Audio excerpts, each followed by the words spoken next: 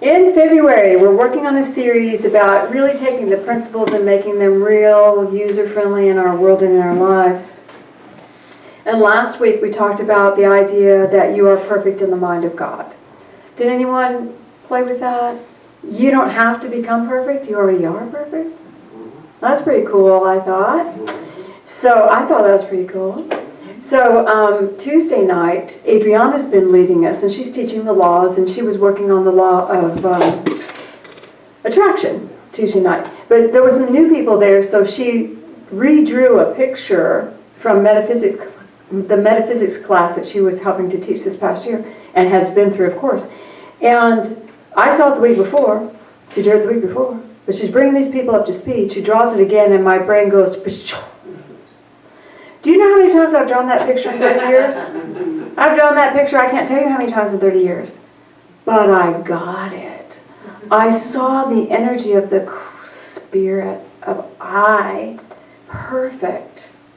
And then my soul, and then my body. It's like my little body's in this perfect spirit. It just was amazing. And so all of us should be going through, if I'm going through it, you all should be going through moments of enlightenment where just even the familiar is now going, ba-ba, new, different, something amazing. Because these ideas, as we take them into our belief systems, they don't empower us. What is this word? They lift us. They just bring us to a higher base point. So, while we're talking about a very simple topic today, please keep this in mind. This is a very simple topic. We're talking about in the silence. We talk about it a lot, but what does it really mean to go into the silence? It means to set aside your outer thoughts, your perspective, your opinions, and the construct of your current reality. Your perspective. Do you realize you always see things through your perspective? Seriously, do you realize that? Yeah. Spirit was showing me some things even this morning. I was clearing, meditating, giving me insights of a child and how people would have seen the three kids, me, my sister, and my brother. We're all a year apart. But how they would have seen us. Never in my mind would I have thought what Spirit was showing me. How they would have seen us. How does anyone see me? I can't know. When I'm living in my perspective, because I know what I'm telling you people to see me as. Do you see? But I do not know how I am being perceived. That's important for me to understand maybe how I affect the world. But even more than that, if I realize my perspective is keeping me in this level of consciousness, and I want to change, isn't that an interesting key to use? I'm willing to see beyond my perspective of life. I'm willing to see something new and different. Is that easy? Yes. I see perplexed looks. I know you guys are getting it out there, because it's easy. We just want to let go of how we see the world. We want to let go of our opinions of the world. We want to let go of the construct of my current reality. Because if you're going to go into the silence, guess what you can't take there?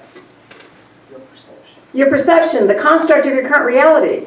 Because you're like going into God's kingdom and saying, okay, God, this is what's up. This is how it needs to be. It needs to be exactly as I'm telling you how it needs to be. Now, does that equal and vibrate in harmony with the kingdom of God? Or the Spirit of God? It does not. So, those moments, and we all do many different kinds of meditations. We'll do a journeying meditation. We'll go do healing meditations. We'll do all manner of meditations. But the silence, going into the silence is different. It is a space where we are asking to connect with Divine Mind, to see differently, and ultimately we're looking for truth. Right? Okay. So, I love letting go of the construct of my current reality. We're moving into a greater truth. And the Spirit said this, your current perspective and beliefs only allow so much God light in. God light must filter through the beliefs you have. If you live in a sea of God love, even though we do, and we all know we do, we're living in a sea of God love, we can only take in what our beliefs allow. We're in a sea of God love. We are already perfect, but we can only take in what our beliefs allow. Easy? Okay. So, understanding this, let's go back for just a moment to what Jesus said. In chapter 40 in the Aquarian, which I teach a lot on, so I won't read it again. But it's a beautiful chapter. The whole chapter is steps to go into the meditation into the silence. But he says, in order to get into the silence, now let's back up for a moment. Do you remember why he says all this? Some man sees him meditating and there's a golden glow around him. And he's a young man. Jesus is young. And the man goes to Jesus and says, why is there a golden glow around you? And then Jesus says, I'm going into the silence to talk to my Father, Mother, God. And then the man says, how to? And this is what Jesus says. First, you must lay aside your tenseness of mind. Then you must lay aside your business thoughts and concerns. And then your will must become one with divine will. Simple steps, right? How long sometimes does it take us to lay aside our business mind? And sometimes we have a very question about our business. God, I need to know what my next step is with this project. That's a perfectly great question to ask. You know what you do? You ask that question and you write that down on your journal. And then you let it go. You let it go. Because you need to let the business mind go. And then you step into the energy. And your will can become one with divine will. Now, what does this really mean? When my will becomes one with divine will, I am saying to myself, the love of God, the light of God, the knowledge of God, the wisdom of God, all of God consciousness, which is only good, I align with for my life. That's all. I'm just aligning with all that God has for me. Doesn't mean I'm now your puppet. Doesn't mean anything. It means my I am. My I am is aligning with the greater. So, when our will becomes one with divine will, our perspective now is one with God, so we see with the eyes of God. Right? So, Spirit said this, and I love this. Silence is the gateway to elimination. Now, you all have felt it, have you not, those moments when you go into the silence and it's just complete. It's almost like you're doing a meditation. You might be doing a mantra. You might be just saying God and I are one. You might just be visualizing on the silence, letting everything go. And it pops open. And there is a field of intelligence, of light, love, and substance that is all around you. And you'll get maybe energy moving through you. You might actually hear a message moving through you, or you might just be in a space of being engulfed in love. That's when you're in the silence. There's nothing you have to do. There's no demands being made on you, or you are being taken into a state of oneness. Everyone has felt that, I know, at some point or another. Do we feel it frequently? I do not feel it often enough. Because I'm normally saying, tell me what to do, God. I got a class I got to work on. I need to get this information. Hey, God, I got a service I need to do. Tell me what to say. You know, it's always mission, mission, mission, mission for me. Silence. To be fed, to be lifted into the silence. So, when you still your personal concerns and let a willing receptivity to God open, when you still your personal concerns and let a willing receptivity to God open, you are one with divine. And there you find all the light, the wisdom, and love that you need in that moment. And at this level, the truth that is given to you is beyond your mind's ability to conceive. And it's there. Okay. It is a truth that you don't have to argue. You don't have to defend. You don't have to rationalize. You don't have to do anything. Because it is a truth. Oftentimes, when you are at an impasse with someone whose current construct of reality does not match your current construct of reality. Are either of you less than perfect? No, you're both perfect. But you're experiencing life in ways that seem conflicting. And for some reason, the universe will not let you leave each other. Have you ever had that relationship? I need to go too. Let go, you let go. We can't let go because there's something that's catching us together. And we can't figure it out because from my perspective, I'm right, and from your perspective, you're right, and dang it, we won't change each other. In those moments, when you can go into the silence, lift into the higher perspective, you will get an understanding that lets you unravel your hold. It might be a past life realization. It might be a realization that they're hurting. It might be any realization at all, but it is a truth about this that lets you lift above it. And then it doesn't matter anymore. Then you can love that person even if they're in your world still or if they move on. It doesn't matter anymore because perspective of God has lifted you above it. As we walk in this thing of truth, we go to the space of I know that I know. I know you've been there as well. I know that I know. I know that I know. And when you feel that, there's a solidness within you that is unshakable. And people cajole you. You really should think this. Thank you. I know that I know this is right for me. That might be right for you. It's solid. A lot of us want downloads all the time, don't we? Download, God, give me a download. A download is when you get a bunch of information that pours into your consciousness, but it's in the energy construct. Most of the time, you don't even know what the words are in it. It's just like this big ball of energy comes in, poof, and you go, gosh, I just got a download. Can't wait to hear that come out of my mouth. Because it's amazing. I can feel it. I have no idea what it is, but I know it's going to come out of my mouth. And you feel stronger and you feel supported and empowered because of it. And you can take it out into the world. You take yourself out into the world. And it will flow through you at the appropriate time. And you'll know when it comes out of your mouth, that was a download I got. You all experience this, right? You guys experience this. This is the space that we want to be living in a space where we can lift above and see with God eyes. And in this space, you know, in my years as a minister, I have had to perfect how to deal with personal relationships more than any of you guys. It's a road. And you have to deal with all kinds of people all the time, coming in and out. It's a road. Understanding that in those moments when there is a belief that does not resonate, that you yourself may be causing it,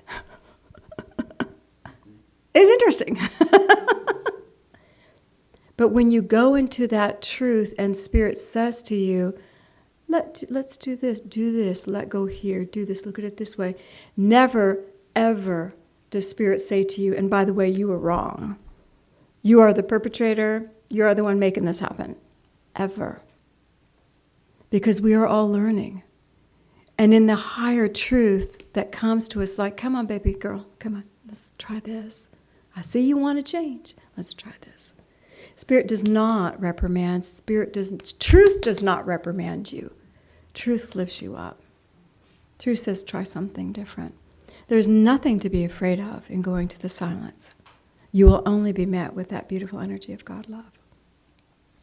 All right. The vibration is full. It's golden. It is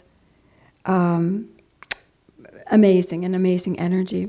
So I wanted to share with you all something that Jesus said. Thank you.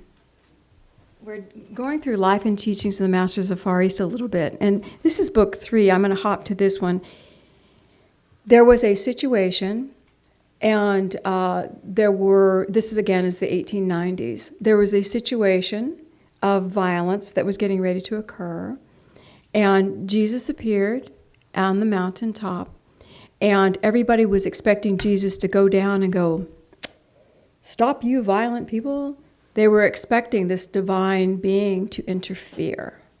And I wanted to read to you what he said instead. He stood above the fray on a mountain, and this is what he said.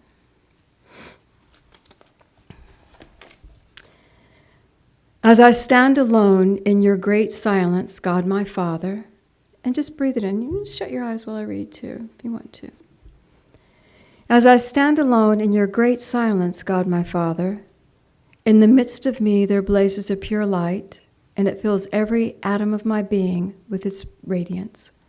Life, love, strength, purity, beauty, and perfection stand forth in all dominion within me.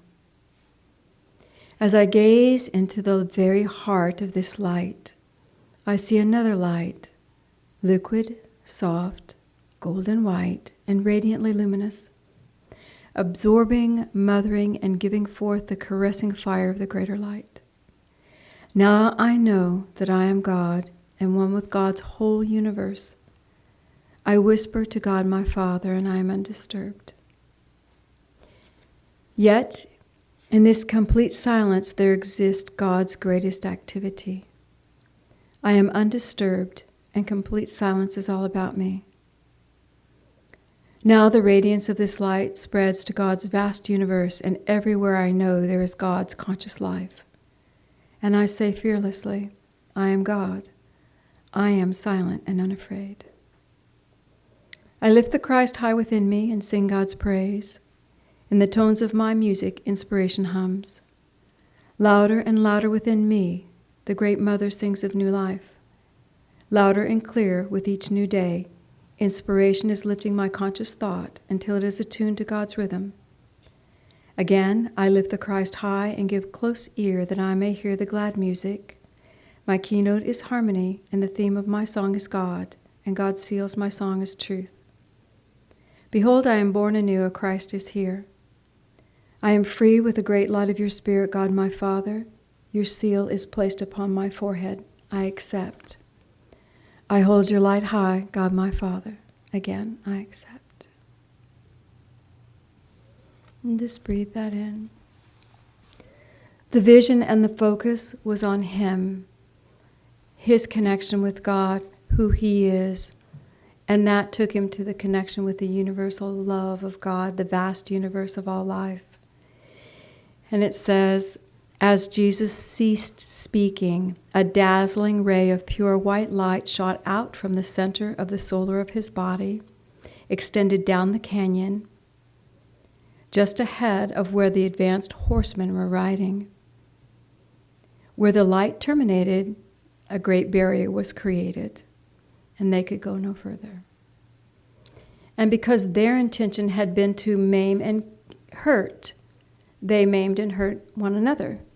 They were living their own intention. And then Jesus went down after they were finished and healed them, everyone. When we can look at going to the silence as an alternative to action, reacting, and go to the silence before we take those steps that may take us to a place we don't want to be. This is a very powerful, enriching energy. Could you feel it when I read the words to you? In Life and Teachings Book 1, I want to share this with you about silence. Silence has to offer us the gift of connecting God-mind with our mind. We know ourselves as we are in reality rather than as we have thought ourselves to be. Silence is power. For when we reach the place of silence in the mind, we've reached the place of power, the place where all is one, the one power God. Be still and know that I am God. Now listen. Diffused power is noise. Concentrated power is silence. How often do we walk in the world making noise? I know I find myself sometimes making noise just trying to be a part of a conversation that I have nothing to say about. So I try to be funny or say something silly or, hey, I heard this when I was in the 5th grade, I go way back for anything that might tie into that conversation. It's just noise. Just noise. Silence is power concentrated. Then when you speak, how powerful are your words going to be? Then you speak not reacting, but creating. All right. Anytime we want truth and we are sourcing it outside of self, please hear me, you're only going to see a reflection of what you're able to receive. When you're looking for truth outside of self, you will only see a reflection of what you're able to receive at that point in time. I love doing readings. I love doing readings. Readings are great. I will only get for you what you can receive. And as you're looking for readings and going out and getting readings and doing your cards and things like that, you're only going to get what you are willing to receive as your truth. The silence takes you to what is. These other things, they're great, they're helpful, they're wonderful tools, but they show you what you're working on. Do you see? They show you what you're working on. So good, get a reading. Readings are great. Write your notes. That's what I'm working on. That's what I'm going to go into the silence about. I'm going to ask how this might change. How might I do this differently? The silence. All right. Once you have the intention of touching that vibration of God, it becomes a practice to achieve it. It is not always instantaneous. If you go through the Aquarian, Jesus was going into the silence all the time. He and the disciples would sit in the silence for days, It was not uncommon for him to pull away to be in the silence by himself. This is a practice. We meditate every day, right? We do our meditations daily. Yes. We should. And that connects us with the divine, and we'll have whatever journey we're supposed to have. But maybe if we ask once a week or took once a week to set aside a time, and if you're going to go into the silence, you're going to need some time. Your mind's... We can do a quick meditation, 15, 20, can't you? Going down, going in, here we go. But to go to that deep space, give yourself enough time, at least an hour where you won't be disturbed. You may not take the full time. And set that space and the intention that once a week I'm going to discipline myself to intend it. And even if you just sat there the entire time and cleared the busyness, cleared your fears, cleared the worries, and just said, God and I are one for 45 minutes, you will feel something. You'll get something coming through you. Whether the vision can open up or not, your body will feel it, you will feel something. And then next week you try again. See? We live in a really, really busy world, so this is something that we do have to choose. We have to choose to have this experience. But when I talk about the downloads, aren't you guys excited about it? When I talk about getting that beautiful golden light, doesn't that go, yeah, I want that? The healing meditations are great too. The teaching meditations are great too. The speaking to the masters is great too. They're all great. I'm not saying don't do those. But we want to hit the silence too. Okay, I'll close you with this. Over 30 years ago, I was attending a Unity church. Probably 400 or 500 people was the seating. It's a big church. We had a guest speaker come in one Sunday. And place is packed. She takes the podium. She speaks very slowly. She's a master teacher of meditation. So she's here to lecture us. She speaks very slowly. Well, I know what's going to happen. I see it coming. She's talking about the silence. It's like, oh yeah, she's going there. She's going there. And she says, okay, we're going to take you into the silence. And you could almost hear 400 people shuffle in their chairs uncomfortably because they knew what was going to happen. And this is not what I came for. I did not get up early on Sunday morning, put my makeup on, get dressed, and be looking good to go into the silence. I came to be inspired, uplifted, and taught. And now you're taking me into silence. So I knew what she was doing. I'm sending her love. I got you, girl. I'm with you. So we went into the silence, and we were only there 15, 20 minutes during a Sunday service when we were supposed to be being uplifted and inspired, right? So I'm sending her light the entire time. Shift, fidget, through the entire audience. Shuffle, shuffle, shift. All of them. And I thought, bless her heart, she's not going to be asked back. And she wasn't. And at the end of the meditation, such a sigh of relief. Oh, thank God it's over. But she was gracious, because she was dealing with people she did not know. We didn't know her from Adam. She was a traveling teacher. And I'm sure this was not unfamiliar to her. But she gave those 400, 500 people an opportunity to think about going into the silence, to think about it. And I remember it so clearly. I don't know if you do, Patrick, but I wonder how many of those 400 talked about that for years, about that minister.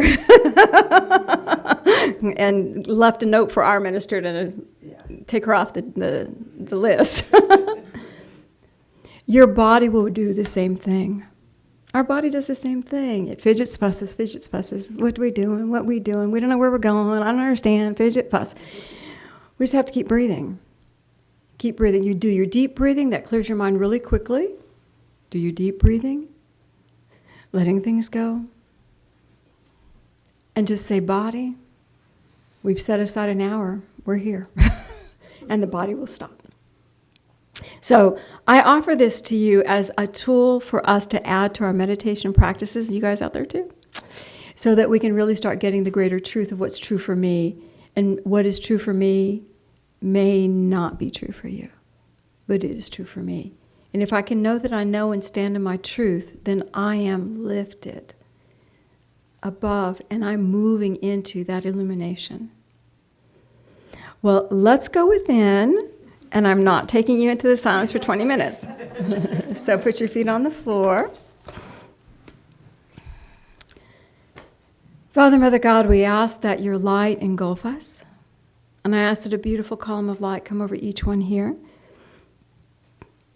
And I would ask all of you to follow me. Feel the love of God. And I want you to take a deep breath in. Breathe in deeply. And exhale. And again, breathing in deeply. And exhale. One more time, deep breath in. And exhale. Let your awareness go to your physical body. You can continue the deep breathing or it'll become your own rhythm.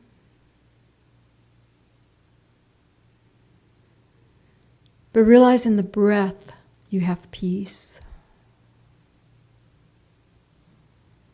I have peace in the breath.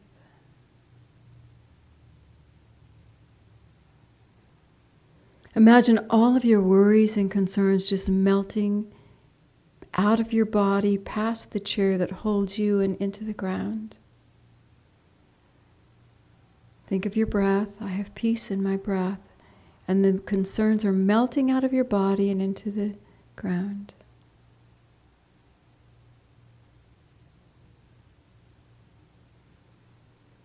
Become aware of the vibration of your body, the heaviness of your body.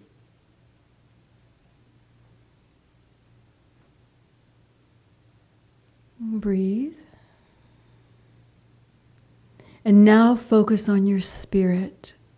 The Christ I am in me. Feel your heart center opening now. Focus on the Christ in you. And breathe that up through the physical body. I breathe the Christ through every cell of my being.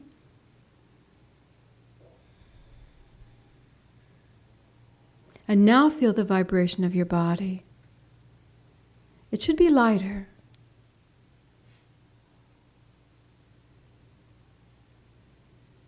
Feel a beautiful column of light, some beautiful color beginning to move into the top of your head, moving down your spine. Almost as if you're being fed God light in the perfect color that you need. And keep breathing. Focus on your breathing.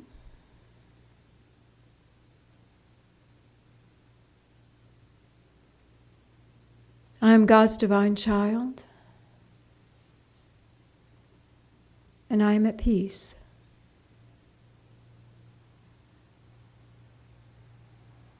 Feel the column of light around you just vibrating. Feel the love of God filling you. And take a deep breath in. Send it out.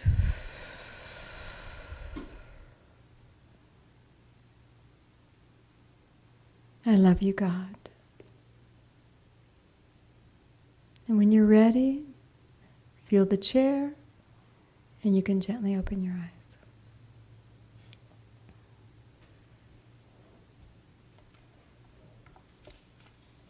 That was easy, wasn't it?